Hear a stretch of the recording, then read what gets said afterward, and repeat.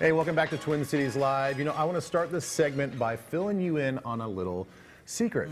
Many dads, nearly every mom feels guilty about their parenting. That is, I feel like it comes with the territory. Like you give birth to the child and then it's like, and here's your extra dose of guilt for the rest of your life.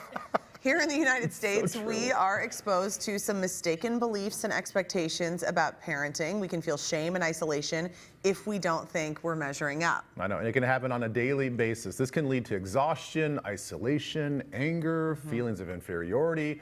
But Dr. Karin Ryan with Nystrom Associates joins us to help rid ourselves of this unwarranted parental guilt. Thank goodness you're Thank here.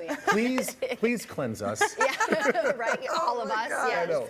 So what's happening here, Dr. Ryan, with this parental guilt, this shame that we're feeling that we're like never doing a good enough job with parenting? Yeah, right. And so many of us, and so often, it's really thinking about the messages that we receive about what parenting is and what constitutes a good parent. And oftentimes it's the parent who's at everything, who's totally organized, has their home life and their work life, and everything's balanced and coordinated. And that's not always the case. And so we get these messages of what it's supposed to be, and then we get in our own heads and judge and criticize ourselves for not meeting those marks that are really not fair. Yeah. I'm gonna blame social media.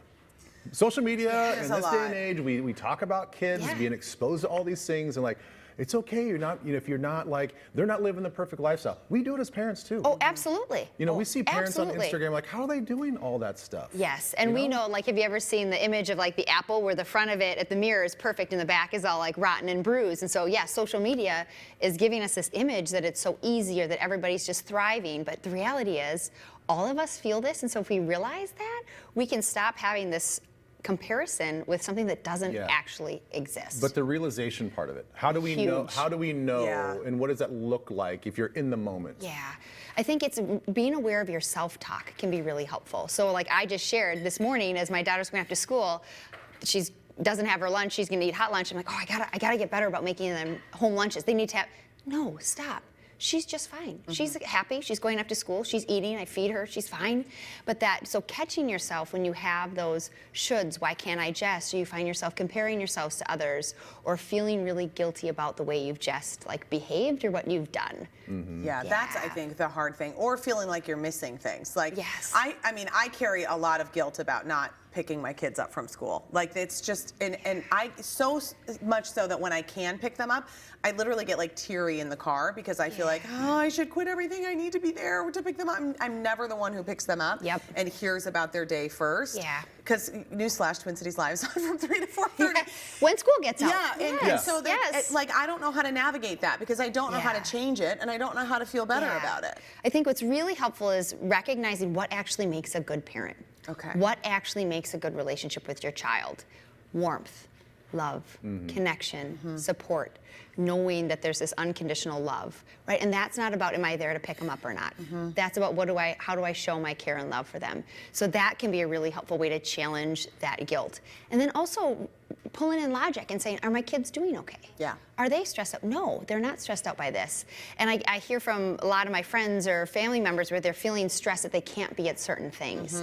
And I really think that giving yourself permission that I don't need to be at everything. My kids know that I love them and support them, and this actually builds resilience, some autonomy, and that they can care for themselves or rely on others, not just me, and that's gonna serve them well. Okay, that does make me feel better. It is helpful. It's really a struggle. And I think, and we've all seen examples of this with our kids about how we think that they're sort of fragile, and then they get through something, and you're like, wow, they're a lot more resilient and tougher than we think. Yeah. And so we need to keep that in mind too, that if this one-off thing that's happening today, and we're going to make a big deal out of it in our minds, they probably aren't. And even if they are, they'll get over it because they just tend to move on way quicker than we do. Yeah, you're exactly right. And we can catastrophize, right? Like, oh my gosh, they didn't get on the soccer team. And and the kids just fine. They're going to go to that soccer game, meet their new teammates, and have just a fine time. But we go to that worst case scenario. And so that's the checking of the facts.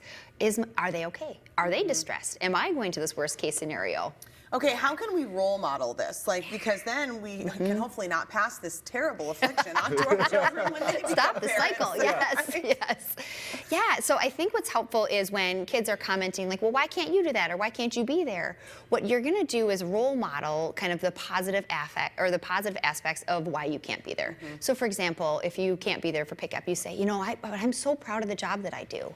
I know that I touch so many lives, and you know, I wish I could be at pickup, but I'm really proud of my job. Yeah. Or if you're having to do dinner, like, come play with me. I'm gonna get dinner started, so then I can play with you, but that will help us get out the door on time. And so that role modeling that. Another key one where we can really role model is when we have less than stellar behavior as a parent, right? Like That never happens. Yeah, What are you talking Not about? us. yeah, exactly. Sometimes the words and the tone that come out of my mouth, I'm like, ooh. But what we can role model is, oh, I'm really sorry. Yeah. I got really frustrated and I just yelled, didn't I? Can I try that again? Right? Or, you know, I am feeling really like crabby today. I am so sorry. I'm gonna go take a rest and then I'm gonna come back and try again. Okay. And so role modeling, when we mess up and then we start to feel guilty, that teaches the child, I can repair, I can apologize, I can work through this, I can learn through you. So when you role model, like my job's important to me, you're important to me, here's what I'm doing, all of that is good parenting. Yeah, and you think another useful tool for parents is actually finding some time that's you're undistracted. It's very intentional about just sitting down with your kids and hanging out with them. Yeah, especially when you're really busy and you're going. You're not going to tell your kid this, but you might look at the clock and be like, it is 4:15. I don't have to start dinner until 4:30. I'm going to put the phone down. I'm going to sit down. I'm going to play cards. My daughter loves Garbage, the card game. Yeah. If I play Garbage with her for 10 minutes, the whole rest of our night goes different. Yeah. And so when you do that and then you start to feel guilty, oh, well, I didn't have any time. Time out. Yes, I did. It wasn't as long as I wanted, but I had that one-on-one time. It was good. It was positive. Yep. And so that can help alleviate some of that guilt too, because you know you've done that. It's like that 10 minutes of connection.